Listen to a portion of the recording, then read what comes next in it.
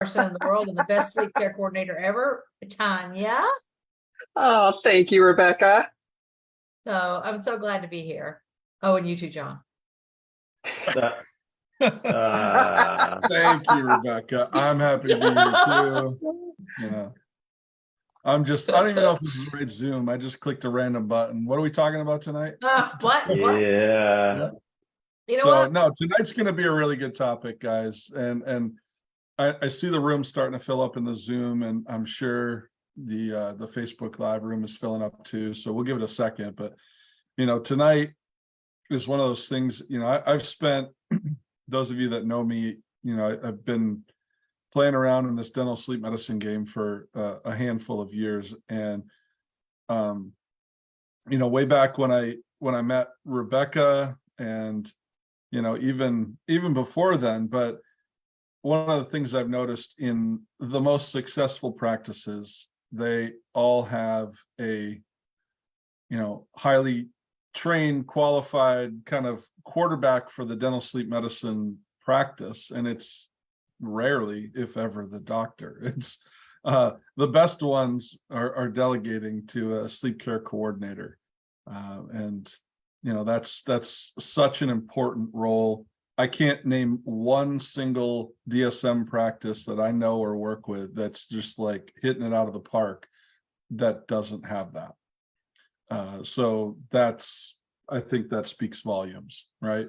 You can do onesie twosies here and there, but having somebody that can really run the program and kind of own that piece, I think, is huge. So tonight, that's what we're going to talk about. I love it.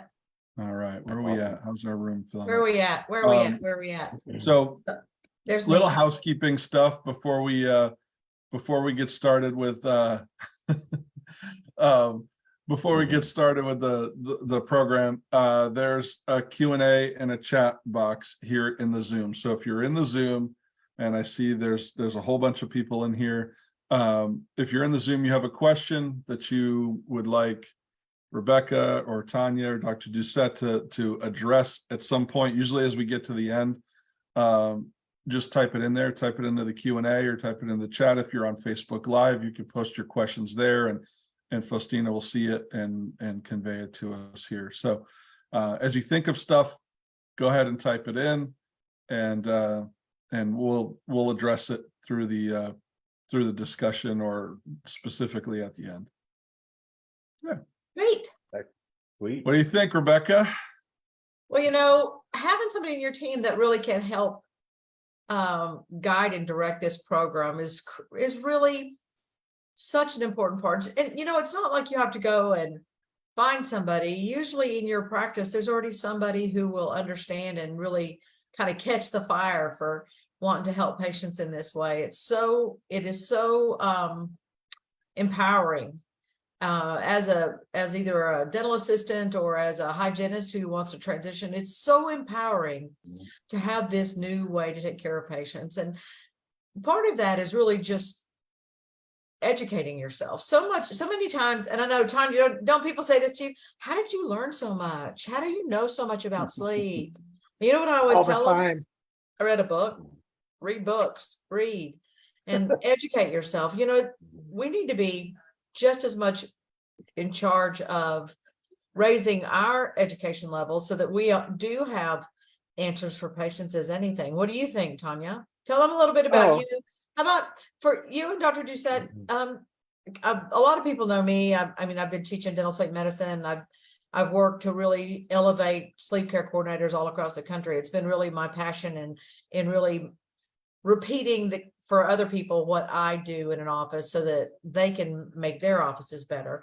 But tell us a little bit about you guys. Dr. Doucette, I know you guys, I'm so excited for you and your new practice and your new office. Thank you. You're really taking it to the next level. And, part of that instrumentally is because of Tanya. So kind of tell us a little bit about you guys and where you're at. Each of us, really interested in learning more about you guys as well. Okay. Tanya, why don't you introduce yourself more and answer her questions, and then I'll pick up from there. How about that? All right, that sounds great, Doc. So my name is Tanya. I've been Dr. Doucette's sleep care coordinator now for gosh, almost 9 years. You know, I get that question all the time, Rebecca. How do you know so much? How are you so knowledgeable? And honestly, it's that, you know, I've gone to a lot of seminars, I pick up books, I read about sleep apnea. And one of the other things is I've listened to Dr. Doucette a lot too. And, you know, I've picked up some of the things that when we were first starting out, what he was telling our patients. And we would do these, you know, sleep screenings together. And when he would come in, I just really listened and picked up on a lot of the knowledge that he was presenting. And then from there, I kind of honed in on what he was talking about. And then I just kept wanting to learn more and more. And the more that I learned, the more exciting it became. And, you know, it's just been a very big honor for me to be able to do what I do and help treat patients and save their lives daily with him. It's the most amazing job that I think I've ever had. So before you were a sleep care coordinator, were you an assistant? You were an assistant. I was a chairside dental assistant for, gosh, almost 15, Right. 16 years. So And I loved the dental side of it. Don't get me wrong. The dental side was fun. But when I got the chance to go and take this course, I really didn't know what I was getting into, to be honest. It was kind of like, well, what is dental sleep medicine doing in dental? And when we went in, and I still remember we were in San Francisco. I remember exactly where I was sitting. And I remember it was Dr. Freiberg that was teaching that course. It was Freiberg and me. Was it you? Yeah. Oh my gosh. I remember him because I remember him so vividly, but I just remember that I was sitting in that course. And as I was sitting through that course, all of a sudden I realized my daughter was one of those people that I was like, oh my gosh, I know what's wrong with my kid. But then I started thinking about my family and people that I know, and that they had a lot of these signs and symptoms. And it was such an eye-opening, amazing experience. I still remember that first day sitting in that class going, oh my goodness. And from there, it was just one of those things that I was like,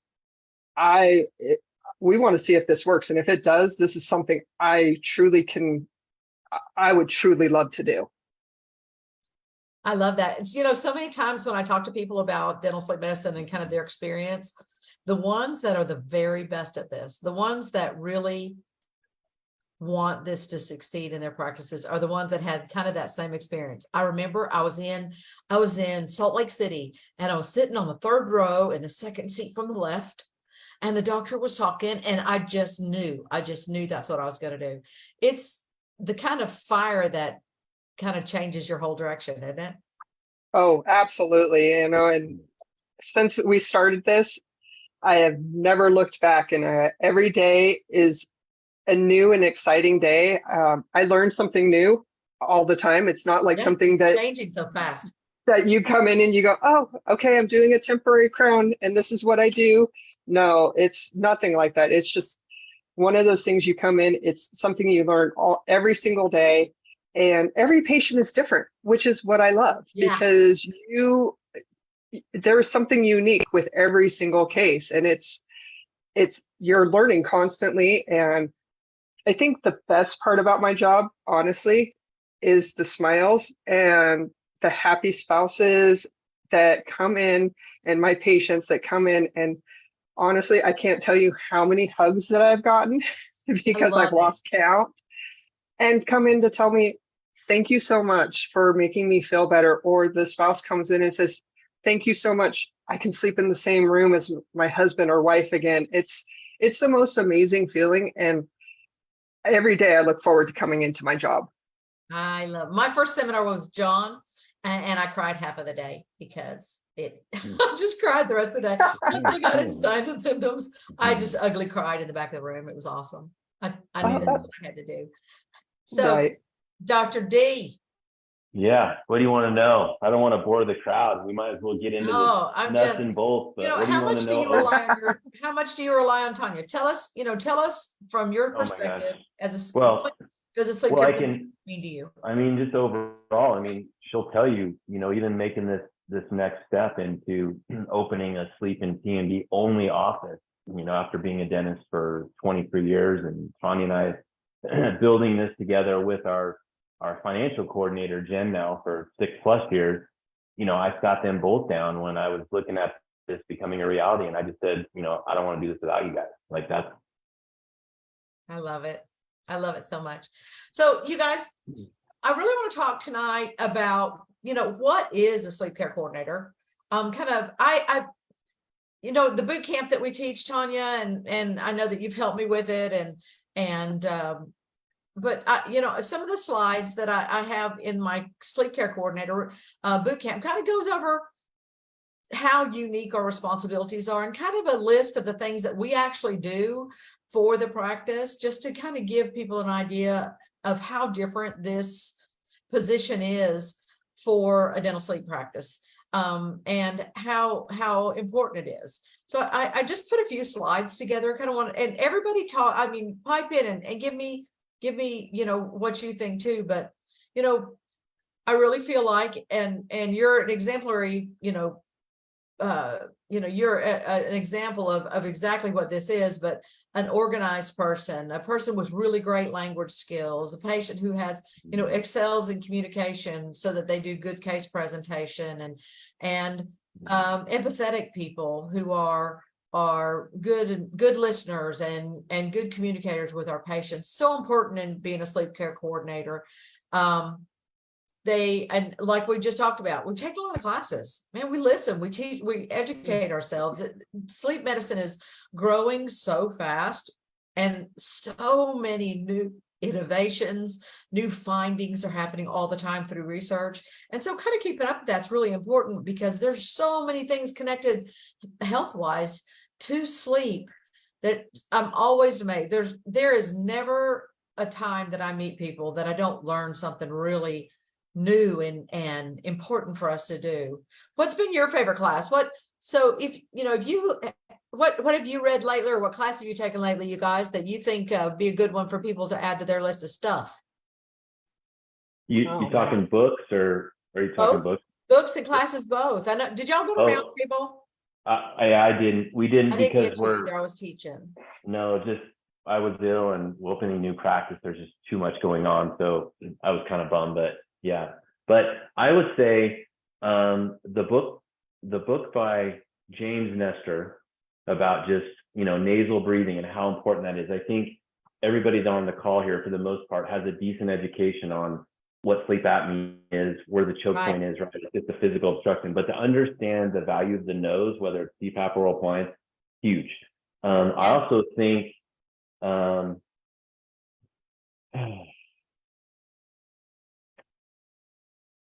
it does talk about this person in the book. There's a lot of good stuff and some stuff that is, a lot of opinion, but Transform Dental Sleep that just came out, Jason Tierney's book. Yeah, I was just going to mention Dr. Tierney's new book. What a good book. Yeah, that book is awesome. I mean, he gives you, I've been doing this 9 years. Tierney's been in it longer than that. I took that book, and when I finished it finally about a month ago, I highlighted a number of things from the marketing section, because he gives you he gives you so many good nuggets about when you're getting off the ground, what to pay attention to, what to not, blah, blah, blah. And then the marketing side, lots of great ideas in there. So I think that's a great book if you're getting off the ground, to really understand the nuts and bolts of how to talk to patients, and also how to take care of your team. Like, he goes into a lot of things about, you better, if you're going to have rock stars that are going to lead this for you, because at the end of the day, all of us as GPs, general dentists, or wherever you're at in dentistry, but for the most part, most practitioners like myself that got into this, we got to worry about paying that dental overhead. Obviously, the sleep thing pays for itself. There's no question. I never even balked an eye at that. There wasn't even, the question was medical billing. How could we incorporate this in our flow when I still got to do root canals and place implants and all of that, and all that good stuff. And then the other one was working with physicians. Well, two of those, Sleep Group Solutions already has that turnkey solution to. The main one, though, how am I going to do this in my practice, is what we're talking about. You have got to find that champion person, that main person. And it can be a hygienist. It can be an assistant, typically. But Rebecca, even you weren't even you were dental front desk, medical person. Yeah, I'm This medical. is your wheelhouse for the most part. And, this has been your life's passion now for 10 plus years. So you could take an MA. It doesn't matter. You just need someone who's willing to learn, who gets bit by the bug. They're passionate about what they do. And once the bug hits them, the game's over. They're going to be hooked for life. But you've got to have someone to basically run this within your practice and grow it to a point to decide, do I want to do this forever, full time? Do I want to do it with my dental practice? I mean, there's millions of options, but at the end of the day, whichever way you want to go, the patients are in front of you suffering. So whether you want to fix teeth the rest of your life, which I still love doing that, we can't turn away from what we see once we learn about this. And so we either need to treat it in our practice or get someone who will. And I just can't imagine anybody who learns about it doesn't want to do it, because my whole paradigm was wrecked when I got into this. So anyway. You're welcome. I love it. Yeah. Hey, Tanya, what I did was kind of list some of the things that I do, in a practice. This, like, what are on these slides, I'll go forward and backwards in them just a little bit, but I kind of listed the administrative duties that we are responsible for, and, our clinical duties that we're responsible for, and some of our correspondence and outreach marketing responsibilities. So just to we won't go through all of these, because, we can you guys can read. I don't need to read for you guys, but if one of the things that's so important administratively, we need to be able to see our patients, but kind of oversee the administrative part of this, medical records documentation, overseeing, making sure that our protocols are getting met, like having goals and making sure that hygiene is actually screening and that the patients are getting passed over, kind of have an eye in the sky of kind of what's going on in your practice, to help the doctor kind of forecast and strategize for next steps as we're growing this practice, because this is a team, and if you're going to lead it, you need to be an integral part of the day-to-day kind of drive to help the practice help more people. Medical insurance billing has always been part of the administrative duties. The new Sleep Group Solutions system completely relieved that off my desk. I have never been happier in my life than to not have to worry for like 2 seconds about the medical billing part of it. Somebody does it for me. It's done before I even see the patient again. Amazing new program. But in some of these, Tanya, tell me, am I missing anything? Kind of give me some of your input on your administrative duties as you're kind of leading in your practice.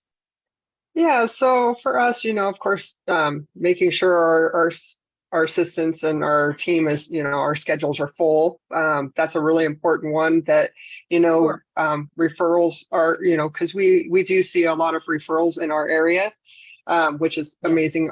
That's a big part of our practice. So making sure those referrals are coming in, and if we're, if something's slacking or something, making sure we're keeping open communications with those doctors. That's a huge, huge thing, because doctors Absolutely. really like that. So I write a lot of letters and put them on Dr. Doucette's desk for him to sign. So he's always really good about looking over those and make sure he's getting those signed so we can get those out in a timely manner. And then, just again, making sure we're screening our patients too on the dental side.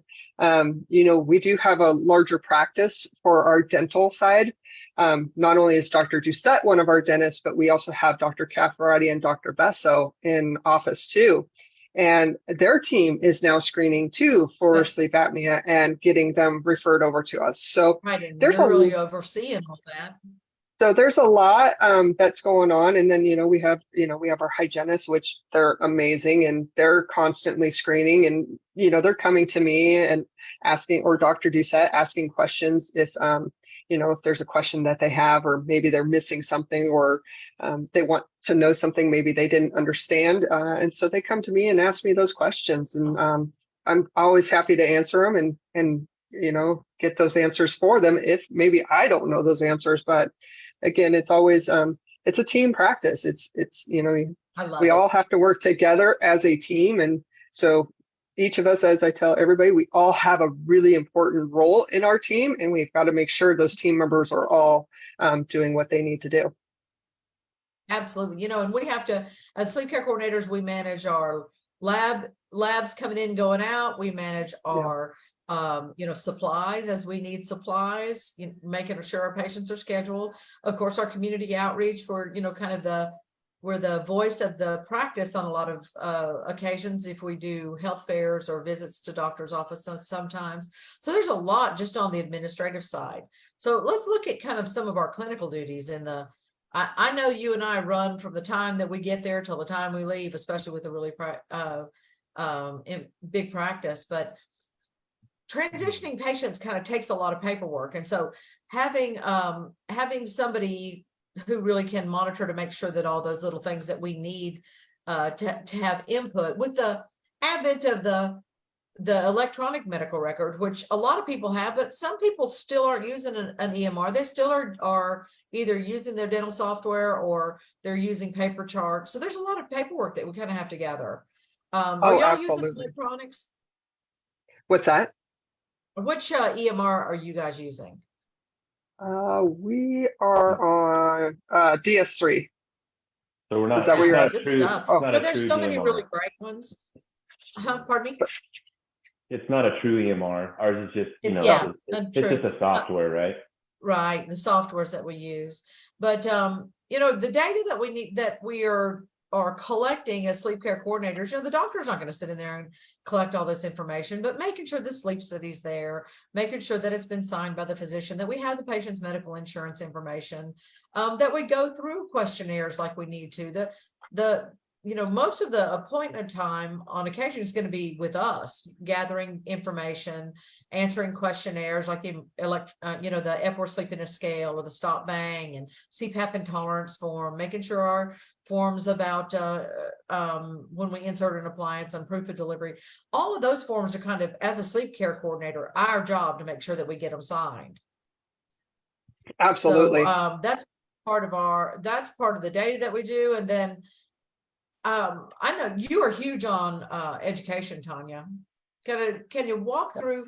I know you can you see my screen, Tanya? Because I know you're on your phone. A little bit. Yeah, I'm enlarging it. No problem. But you know, part of our duties clinically, you know, educating patients, for you, that's huge, don't you think? Oh, absolutely. So educating patients, you know, that is a huge part of making your practice successful, because if a patient understands what is wrong with them and that you can fix them, that's what they're looking for. So, you know, my big thing is educating our patients, but not only that, listening to our patients, listening to what is their chief complaint, what drove them to come see me. And Dr. Doucette, that is a huge, huge thing. You know, patients will tell you, you know, was it their snoring was an issue? Is it that they're not sleeping in that same bedroom as their bed partner? Is it that they're waking up tired or getting up during the night? I mean, I could go on and on and on. And it's just really big, you know, about listening to your patients. So you have to be a really good listener, and then educating your patients. And I think that's where Dr. Doucette and I excel. We do a really good job at explaining it and making our patients understand. Once your patient understands there's a treatment, you've pretty much got them to say yes. I love that. Hey, Tanya, I know I go over a lot of the sleep studies with patients. Are you doing the same? I do. Yeah. Dr. Doucette is, you know, I mean, Dr. Doucette is very hands-on, but he also is running he also has a dental practice along with our sleep practice right now. And so, you know, luckily I have such an amazing doctor that he actually allows me to educate our patients. And so, yes, I do a lot of the sleep studies now and educate them what's going on and what we see in those sleep studies. You know, and I think that's really one of the most important things for sleep care coordinators to really get their brains around and really be proficient at is the pieces and parts of whatever home sleep testing monitor system that you're using, WatchPat, being such a good unit. I'm so glad it's part of our system. But to understand, how that WatchPat works, how to put it together, how to initialize it, how to upload it, how to get the information off of it, making sure that it's signed by the physician. Those WatchPat things are really important for us as sleep care coordinators to be proficient at. So how to take it apart and put it together, and making sure that it's getting where it needs to be. So to me, that's what a really important part about being a sleep care coordinator is the home sleep test, and then to be able to take that report and sit down with the patient and really talk to them about it, and because you did a good job as a sleep care coordinator understanding what their chief complaint was, what was really hurting them, then you can connect the data of a sleep study with the information that the patient gave you. Like, no wonder you can't sleep in the bed with your wife. Goodness, look at how bad you're snoring. And helping patients own their condition. I think that's one of the great things that you and Dr. Doucette do, is really helping patients connect what you're seeing, the data that it is, and no wonder that's why you feel so bad. See for yourself, so that you want to get some care. I think that's an amazing thing for you guys. So that's one of our biggest, yes, sir, go. Yeah, let me build on that. So yeah, I just want everybody to know that's on the call with what we're talking about. So like Tanya said, when we first started out, we saw every patient together, every appointment, every step of the way, everything was together. And then, because obviously when I'm doing dentistry and I'm busier, because she paid attention and all those appointments, and even when it came, so obviously the sleep screenings, et cetera, she knew what sleep apnea was, she knew the signs and symptoms. But then when it got to what you're talking about, Rebecca, the reviewing of whether it's follow-up results or their initial sleep test results, Tanya would ask me questions, or she would research them on her own. She would listen to me after I would explain to the patient the main things that really mattered, that I thought would motivate them to understand how sick they were and how, they had a need for treatment. But also in the follow-ups, especially, I remember way back, Tanya, she wouldn't just hand me the after sleep study. She would either hand it to me and say, hey, look at this.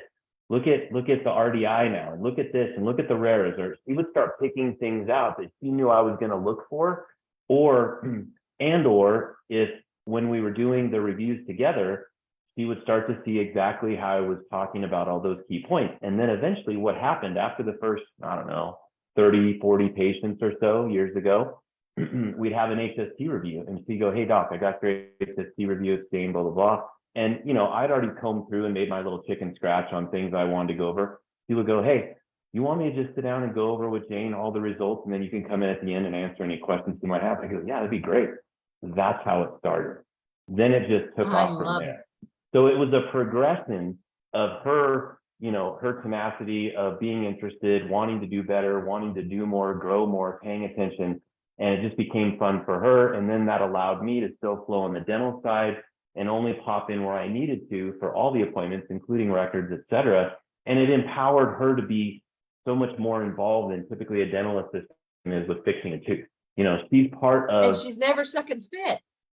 She's not suck and spit, and she's part of solving the story problem of what's going on, using the data, using the technology. And not only that, what's amazing too is you find that the patient doesn't care anymore. I mean, they care about the doctor coming in, they do. But when they see that the whole team, whether it's at the front from the financial end with our Jen or Tanya, are as educated as I am, that Jen can talk AHI and what that means and the health-wise, and connect that to the finances and the insurance, or Tanya talks about everything I'm talking, the confidence that the patient has that they're so well taken care of, they're blown away, they go back and tell the docs that referred them or their friends and family. I mean, it's just an ever evolving, positive experience for everybody. So that's how it works. I love that.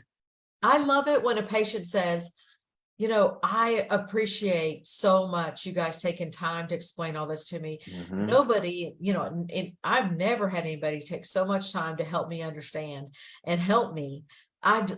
There's just nothing like that. Don't you agree? 100%. Oh, absolutely. So let's see. So another thing that we do mostly as sleep care coordinators. Now, the dentists like to do it too. I'm not saying that dentists don't ever do this or understand it, but you know, if a sleep care coordinator can use the pharyngometer, rhinometer, really hone in those measurements, get those measurements down, get those airway metrics, jigs measurements really honed in to relieve the doctor of that first part of it, so the doctor can come in and approve that position and kind of approve the bite. That really helps our doctor again compact this time so we can do all of that work, have it ready. The doctor can, I call it a drive-by, where the doctor just comes in and blesses it and asks the patients if they have any questions. But to be able to really be that support for this practice is huge. I love making sure that sleep care coordinators really know how to use the Echo Vision. Do you do Absolutely. You do all of it, Dr. Tanya? He does. He Yeah. does. I don't want to answer for it, but I wanted to make a point about that, is that we all know that the great thing about in the sleep training appointment, if you're seeing brand new patients, it's just an amazing visual motivator to basically reinforce that there is a problem, not just based on signs and symptoms blindly, but we have a measurement that's showing them their airway, just like a blood pressure cuff or a pulse ox or whatever. But then also, what's great is that technology, again, it allows me to do dentistry during the records appointment up into the point where she can take as much data as possible to give both of us all the data we need to make the best educated decision on where to take that bite for every appliance for that patient, or if they're a responder or not a responder, so we can give an explanation up front before we even go through the whole process of treatment. And then not only that, on the back end, when the patients come in, when we do the deliveries or we're doing follow-up appointments, if there's a problem, maybe the patient's snoring again or something's wrong, and we throw them on the pharyngometer, or Tanya will right away and she'll check the arms on the appliance, and you know what, something moved, something is not on. So it's just another aid that she can use. I love it. I love that whole high five. Hey doc, it's tag, you're in, and tag, I'm out, and tag, I got it. It's such a tight team to have a really good sleep care coordinator. I wanted to take just a couple of minutes. I noticed that there's some questions in the chat, and I want to kind of keep up with them. Dr. Jeff Harrison had put in some of his favorite books, Why We Sleep, Brave Parent, which I love, and of course, Transform Dental Sleep, and GASC. Olga had asked if we could repeat that name. It's that we like is Transform Dental Sleep. Dr. Jason Tierney, great book. Definitely everybody who doesn't have it needs it for your library for sure. So that's a good one. And I am gonna chop up this name, unfortunately. Deduct, sorry if I mispronounced your name, asked if you have to have a certification to practice in this area. As a sleep care coordinator, there's only one certification available in the country. It's sponsored by the American Sleep and Breathing Academy, and the class that we teach is called Boot Camp, which is a certification program to elevate assistants and hygienists and sometimes dentists and others who are interested in becoming a sleep care coordinator for a dental sleep medicine practice. So it's a 2-day course. It is a certification. It is not a required certification. It's a certification that you'll grow into, begin practicing, and then working with your dentist, and then as you get some skills and for your next step in education, boot camps are great. I'm proud of it. I think it's a really great class. I know that Tanya's taken it. And let's see who else has asked any questions. So anybody else have questions? With us as sleep care coordinators as well, because so many of us come from the dental side and as dental assistants, being able to scan and all those things, that's kind of our job as well. Let me get back over here to see if I can move this. Making sure our lab cases are in, and making sure our lab cases go out, and making sure that we work with our billing company. If you in the situation that I've always been in, we didn't have a big front office staff, so I was responsible for making sure that I was working with the billers and making sure that the communication was kept up to date, and daily checks on statuses of all my patients. One of the great things about having like DS3, but our REM manager software with that Sleep Group Solutions is so proud of, it gives us this running tally of all of our cases. Each patient is, as we enter that patient and the billing company takes over, it gives us this running tally. But one of our jobs as a sleep care coordinator is to keep up with that tally, because there's times that our billing company needs help from us or information from us. So, you know, one of my daily things is always to pop in and make sure that everything is done that needs to be done daily. Are you doing any of your of that kind of work with your office, or is there someone else for the front that you don't have to handle any of that administrative stuff as far as billing or anything? Yeah, so I'm so lucky. I have Jennifer, who actually does all of our billing. Thank goodness. But she comes to me, you know, if she needs stuff put in, or if we're missing something, then that's kind of my department where I need to make sure that we have all documentation for her to be able to make sure she can bill and do what she needs to do with our third-party billers, because it's super important. Sure. But luckily I don't have to deal with any part of that. That's all Jennifer, but I just make sure that we have all the information. But I will say, and this is pretty crazy too, but Tanya knows how to do all of that. And the reason I can say that is because when Jennifer, it's the funny story. We've only been doing it a couple of years. We hired a person to start doing the billing because we got so busy. And one day Tanya just randomly came to me and says, you know what, Doc, I'm gonna kind of pay attention to what Lisa's doing up there and learn, because just in case she gets sick or something, I want to be able to at least keep us going. Because, you know, we were just, you know, still building. And within like a couple months after that, she parted ways with us. And you know what? Tanya ran the front and the back for a month or two until we found Jennifer. So, and then was the one that trained Jennifer. So that was a blessing in disguise. That's what good sleep care coordinators do. I'm just telling you, so kudos to Tanya. And that was just the most random thing. I'll never forget it. I was like, okay, well, that's cool. You don't have to do that, but if you want to, and then aren't you so proud? Thank God she did. Yeah. So anyway. Absolutely. Kudos, well, that's kudos, what kudos. You know, yo, Tanya. That's part of being a sleep care coordinator. You know, kind of the buck stops on us. That's what my grandma used to say. My mama used to say that, and that tells you how old I am. But really, at the end of the day, when stuff needs to get done, the sleep care coordinator is in charge of running that practice. They're the leader of that practice. Right under the dentist. So it's really important that if your biller's gone, you know how to bill. If your clinical paperwork isn't done, that's on you, because we need to make sure that all that stuff gets done. So we need to kind of have a system. If you have some form of electronic record system, REM Manager's excellent, DS3, there's a lot of good ones. I love REM Manager. But if you have one of those, it makes it pretty easy, because you know, all the information that you're supposed to put in is there. But if you don't, and you're doing it on paper, you need to have some kind of filing system. You need to have some kind of standard charting system with checklists to make sure you don't miss anything, because it just slows the whole process down. That's a sleep care coordinator's job.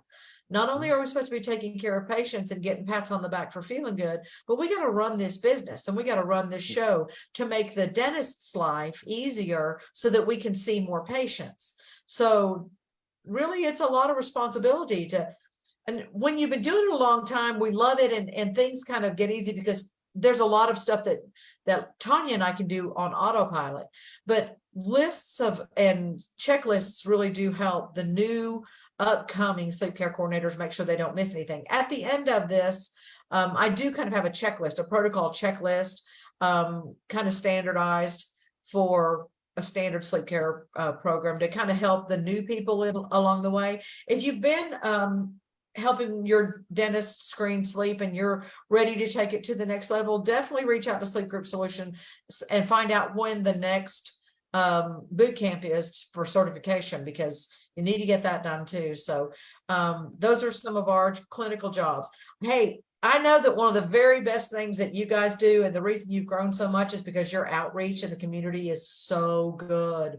So I'm a big letter writer. I want to make sure that anytime I see a patient, Because technically, if we're seeing a sleep patient, it's not really our patient, it's their primary care physician's patient. So anytime I see a patient, I want to write their doctor letter and tell them what I did and be a good steward of that patient's care for that doctor. What other things do you do, Tanya, as far as your correspondence and your outreach? I know you're a big letter writer too, but what other kind of outreach are you doing as a sleep care coordinator? So yeah, I mean, we make phone calls. I've had, we've had doctors call requesting things or things like that. So I always want to make sure that if they're requesting things, make sure you're getting it to them in a timely manner. But again, just that communication, huge writing letters. That's a big one there. Dr. Doucette every once in a while sends them referrals. His wife is an amazing baker, so she makes a lot of cool things, and she will send those little care packages to those doctors, just kind of saying, "Hey, remember us?" And it's just a big family, and making sure I call and I ask them, "Do you guys need any more referrals?" That's a big one there too, because we want to make sure that they're supplied. It makes it really easy for them to refer to us with our little checkbox that says, remember to send your clinical notes, sign off on our RX, and send us the sleep study.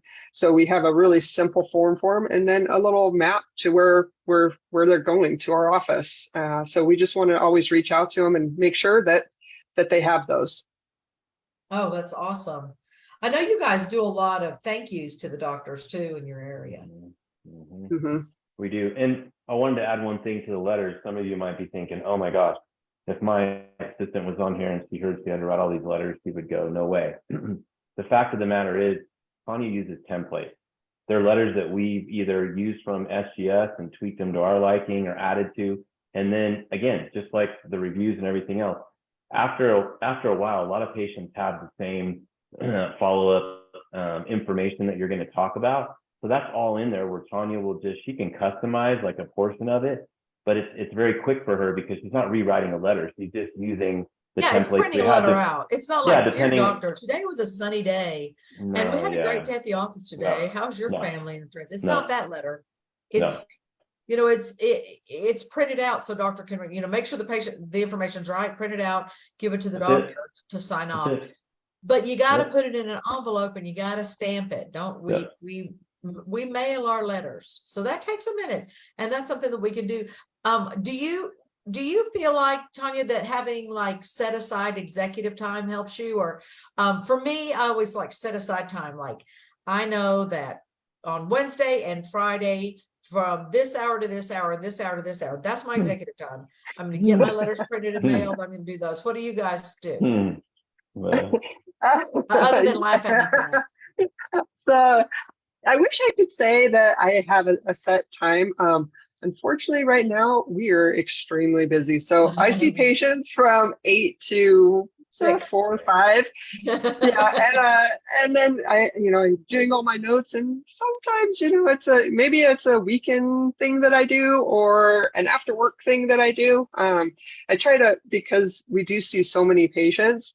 For me, I try to get them done that day. So usually at the end of my day is when I'm trying to get those all done. So that way my new day coming tomorrow is like, all right, I'll get those done. And that way I can kind of keep up with everything. Yeah, good for you. For me, and it's been for a number of years now, because when we got so busy and trying to crank through the letters, to review those and sign them and crank through sleep study results, et cetera. I just maybe 4 years ago, I think the team, I started trying to say, I don't see patients till 8:30 when we started at 8. And then finally they graced me and said, okay, you don't see anybody till 9. From 8 to 9, you go in your office, do phone calls, crank through paperwork, and that's my executive time. So, but when you get to a certain level, and I think on that note, as a doc starting out, or even as your team, I think the way Sleep Group, kind of suggests where the way we did it, we saw a sleep patient here and there in between our dental day, kind of erratically. You can do that. I think it's more complicated than if you just set aside like one morning or one day for sleep patients, so you can really focus both the doctor and the assistant or the team members. I think we see more success that way rather than having a sleep patient here and there throughout like your 3 columns of your schedules, because dentistry is always going to try to choke you out on that. And it's just harder to focus. We did it, but I would say kind of structuring it that way will hedge your bet for more fun and more success if you carve that time out like you teach, Rebecca, in your boot camp and the initial it lets courses. Tanya be available instead of running back and forth. That way Tanya can really schedule her, that day is her day and she knows that's what she's going to be doing. And it just, the focus in it is so much different. It makes it easier for us to keep the flow through. Hey, you guys, I got a good question. Dr. Syed, hey, Dr. Syed, I'm seeing your note. Dr. Syed says, my staff feels like they don't want to be responsible for the patient. They feel that's the doctor's job. How can we educate them and convince them the doctor is responsible in the end and the coordinator is helping with the process? Well, that's a really good question. I think that's a great question. I mean, you see this often. Sometimes your staff is a little hesitant. I think just, I think the more educated and the more confident they become, then it becomes easier for them to start accepting a little more responsibility. Right.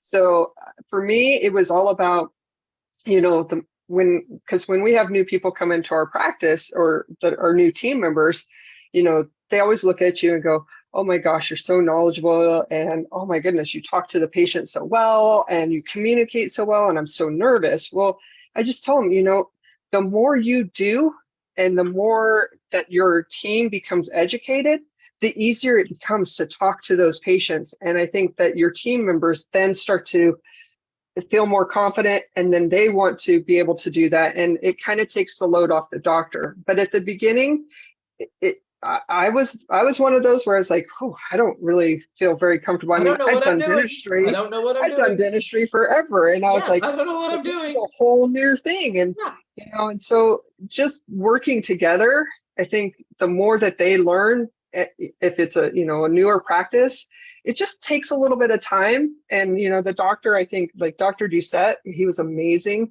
We worked together. I would put those sleep studies on his desk. And then he would talk to me about them, at the beginning. He'd say, okay, so this is what I'm seeing, and this is what I'm going to talk to the patient about. And then it became kind of, I was getting included into that and picking up on what he was saying. And I just think that's at the beginning, it's a learning curve. And as your team starts to get more confidence and understanding it more, then they start to want to embrace and take more off of you. Such a good answer. And Dr. Said, I know you guys are still working. So just like you and I know you and I talk on the phone a lot.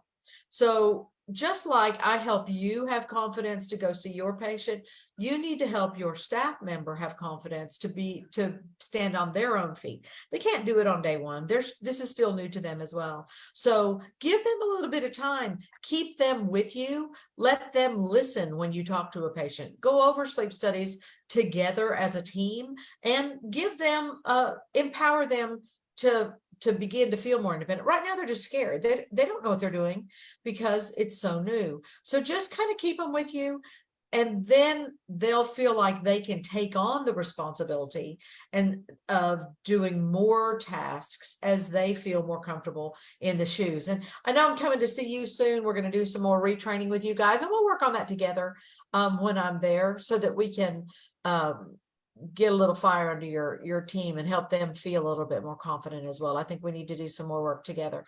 They'll come along. It doesn't happen overnight. Tanya and I we didn't get to where we are yesterday.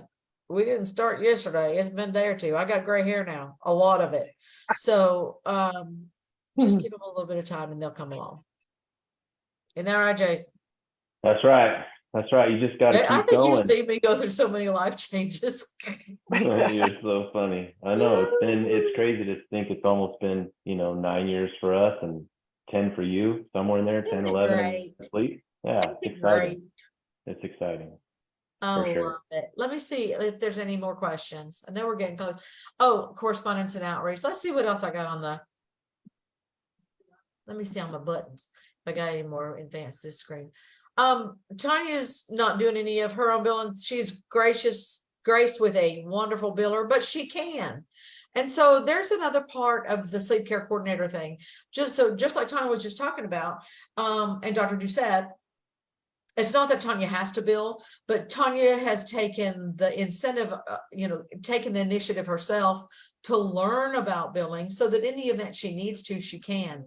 That's being a sleep care coordinator. That's part of being the organizer of this practice. Do you need to learn how to do it today? No, but you do want to have a sleep care coordinator who at least pays attention and at least kind of has a hunger to understand the system so that if they are needed, they can fill in. As part of our jobs, and I know Tanya does a lot of this, we do a lot of filling in the blanks on our medical record, making sure that all those forms that we need to do, that's kind of our, as a sleep care coordinator, that's really our job, making sure that the billing people have everything that they need. Make sure that while we have the patient there, that we get them signed off on the important documentation, make sure that we have an insurance card, really important stuff. Is there anything new that you're asking for? Anything new as far as documentation that you're getting from patients, Tanya and Dr. Doucette? I don't think so. I mean, other than we want to make sure that we're getting their medical card. That's really important, not dental. We want their medical card. And then their driver's license is a huge one. You need to make sure you're getting the driver's license. Good one. So make yourself a little list as a sleep care coordinator of the documents that you always have to have and check them off. Make sure you get them from your patients. That's another part of us being responsible and following up. Anybody have any questions? Let's see. I think at the end of this, I've got our protocol forms, just as kind of having some kind of protocol checklist is really handy for us as sleep care coordinators when you're just beginning. I mean, we're far enough down the road now, we're old hat at this, but if you're a new sleep care coordinator, having kind of a checklist of things so you don't forget what to get and the steps that you want to take is really important. Every practice may have a slightly different one, but develop yours. Sleep Group Solutions has all sorts of great forms, and our protocol list is on our client portals, access available for you guys as clients. Happy to help anybody develop a protocol of care. But I'm old school. Back in my day, when I first started, it was on whiteboard and I had paper charts and the whole 9 yards. So, I'm a checklist person. I'm old. And so checklists are important to me. Having something to keep myself accountable for what I've gotten is important to me. And it helps as you're new to kind of grow it along. Do you have any special checklists that you think could be helpful for somebody to have, or is the sleep group one good for y'all now? We pretty much follow the Sleep Group Solution checklist for the most part. It works. It's tried and true. I mean, it really does. So, yeah, I mean, I think it's a great checklist, and I think it's great to have something to go by, don't you think? Yeah, I think the key is, what we did is we took Sleep Group Solutions kind of protocol in the very beginning, and we just broke it down by appointment. We just put, okay, what's the CLIN note template for this appointment?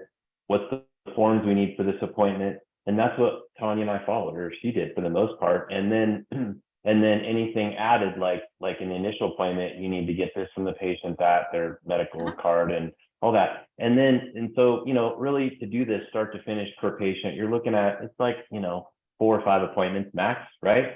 And so, so as long as your team has that, from the person at the front to your sleep care coordinator and the doctor, no matter where the patient is, everybody knows what's expected at that appointment, and anybody can follow that recipe to make sure they check all those boxes, like you said, from the CLIN notes, to the things in the appointment. And then that also translates to especially the person up front. Maybe it's your dental person up front or your hygiene scheduler that's going to schedule all your appointments. Well, they need to know how long each of these 4 or 5 appointments are, so they know how to schedule those. So they got to be in the know. So as long as everybody's on the same page, and I think that starts with being prepared with, again, what Sleep Group Solutions provides, and tailoring it to your practice and making sure everything's dialed in. And then everybody just follows that for every single patient, and the rest just falls into place. I love it, and that's really what a sleep care coordinator's one of their jobs too. Sit down with your doctor, break down the protocol, decide what needs to be done, and then you make sure that gets done at each appointment.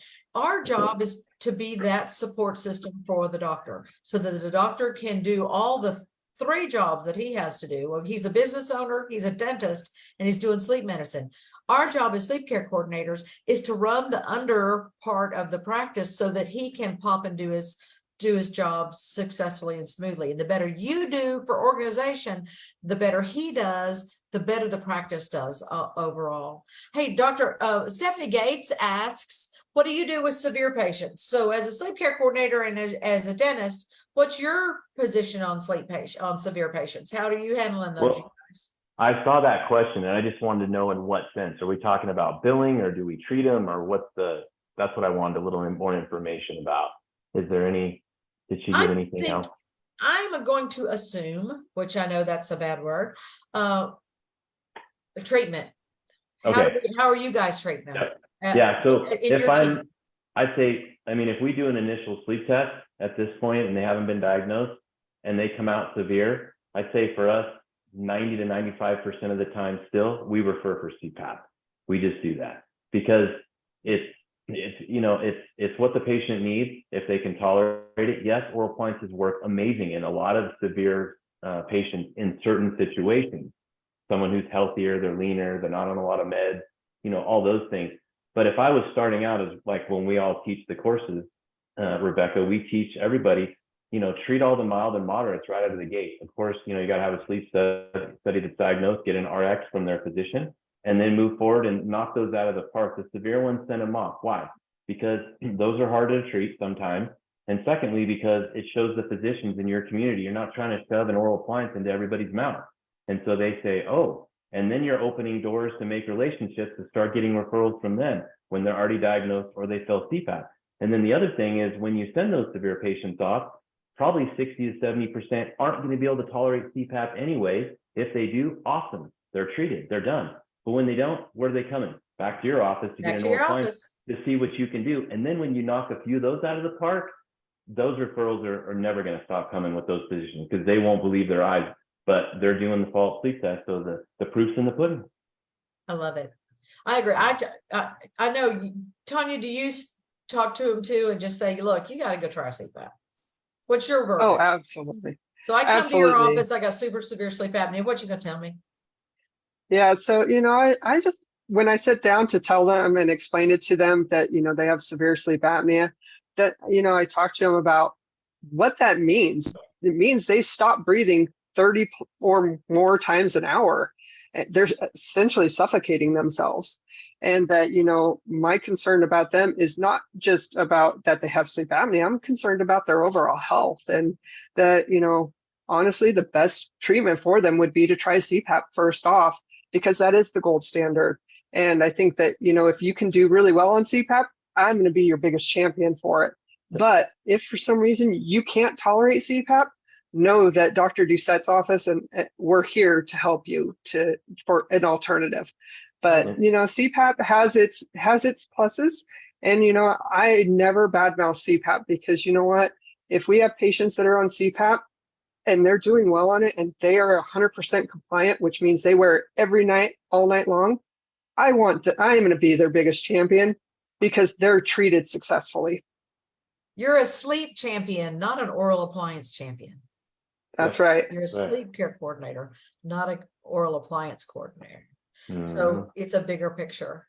So yep, 100%. Well, I think we covered some pretty cool stuff. Oh, yes, I think so too. Yeah.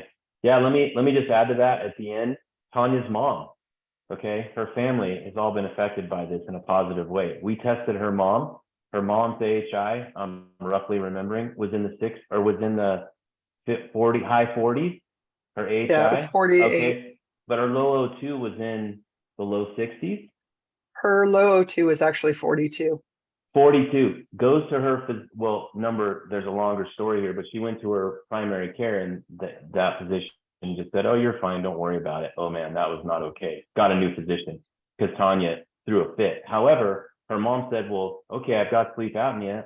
Are you going to make me an appliance? Tanya said, no, mom, you don't qualify. And she goes, well, I don't want to wear that CPAP thing. She goes, it doesn't matter. And then she had to get really rough with her and say, you want to see your daughters graduate high school and get married, your granddaughters graduate high school and get married? You're going to get a CPAP or you won't see them. that was how rough she had to get. And you know what? She wears a CPAP. She still doesn't have an oral appliance. It's not an option. So that's, we play the game by the rules, but not only by the rules, but what's best to improve quality of life and save life. And that's the way it works. That's So, right. I Yep. love it. I love it because we're sleep care coordinators, not oral appliance coordinators. that's And right. we're here to help people live longer and reduce heart attacks and strokes. No, we're not plastic salesmen. No. You can go to Pradco. Yep. And I would take it a little further and say that sleep care coordinators, you're upper airway specialists. I mean, that's what you are. You understand the upper airway. You understand what works, what doesn't I work, feel fancy. what it's causing, the overall physiology in the body. It affects every system. And yeah, I mean, this is life and death stuff. It's not just snoring. So it's a big, big deal. And there's a huge need. And we get to do a lot of cool stuff. It's amazing. We do. We get a lot of cool stuff. And We do. I really want to make people who feel like this is an important thing to if anybody on here is a sleep care coordinator or works in a practice that does dental sleep medicine, wants more education, please come to boot camp. If you've been to boot camp and you're looking for more information, if you'd like to share your knowledge with others, let me know. I'm always looking for people to help us spread what we've learned in our practices with the next or younger sleep care coordinator. So, if you're interested in helping, if you're interested in being a trainer with Sleep Group, if you're interested in learning more, reach out to me. It's Layhe at sleepgroupsolutions.com. I'd love to visit with you more about how we can help others be better sleep care coordinators, not oral appliance care coordinators, and how we can help practices be better and help save lives. We're growing so fast. The world is changing so fast in sleep. We need all the help we can to spread the word and help other dentists. I sure do appreciate you guys. Well, thank you Awesome. for having us. Awesome. Yeah, thank you for having us. This is what we love to do. That's why Tanya, look, she's still at the office. It's 6 o'clock in Reno. And you know what? I'm not saying everybody has to do this, but her and Jennifer, there are nights where they're there at 7 or 8 o'clock. You know why? Because their why is not about what they get paid. It's about what they're doing and what they're able to do. And then, for patients, it's a different deal altogether. You got the good ones. That's it. Amen to that. You got the good ones, brother. Amen. Well, that's because we have a good blessed. dentist. So thank you, our know. doctor. I'm feeling Amazing. all squishy. It makes me feel all squishy inside. Yeah. But I love you guys. I'm so proud of you. I'm so honored to be able to work with you guys. Thank you for helping me be better at what I do. And thank you for always being there when I need some support. I appreciate you guys as we're growing this along. And I cannot wait to see the new practice. It's going to be amazing. We can't wait. So We're excited. almost there. Yeah, Me too. It's going to be Does awesome. anybody else have any more questions? Okie John? dokie. John Hey, still on? Faustina, anybody on Facebook? Faustina, did you run away from home? No, not yet. No, there's no questions on Facebook right now. Awesome. Well, we sure do appreciate it.